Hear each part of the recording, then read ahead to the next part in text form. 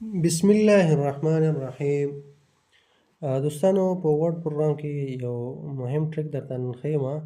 که چیرې تاسو غواړئ خپل شخصي معلومات دي او دې نه غواړئ چې داسې بارکوډ جوړ کړئ، لکه ما لیکلی نیم دی، فون نمبر دی، ایمیل دی، زه غواړم دې نه داسې بارکوډ جوړ کړمه.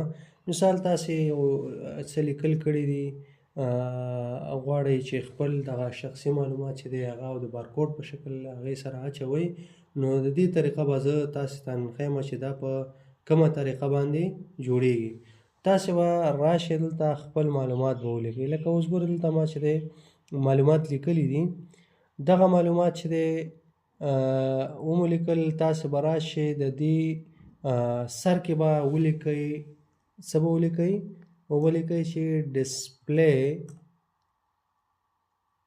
بارکوډ. بیا به چې دی شفټ او دغه کالن بټن یا سنګل کوډ بټن چې دا به ونیسئ چې دې سره ډبل کوډ راشي، دا به ولیکئ. او دلته به راشي په دې اخر کې به دلته هم ډبل کوډ ورکوئ او بیا به دلته ولیکئ کیو آر. کله مو چې دا ولیکه بیا به ټول دا سلیکټ کړئ. کله مو چې سلیکشن نه وروسته به تاسې ونیسئ بټن کنټرول F9 بټن به ووهئ، کنټرول F9.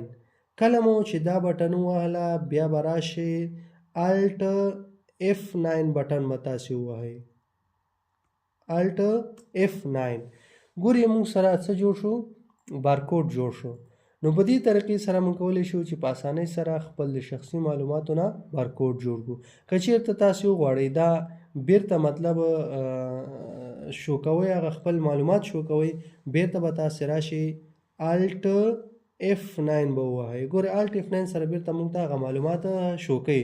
تاسې به داسې ولیکئ چې ډسپلی بارکوډ ډبل کوټیشن او بیا به راشئ په اخره کې چې دی ډبل کوټیشن کیو آر به ولیکئ او کنټرول F9 سره به قوسونه راشي، بیا به بیرته چې دی د الټ F9 سره تاسې ته دا واوړي بارکوډ ته.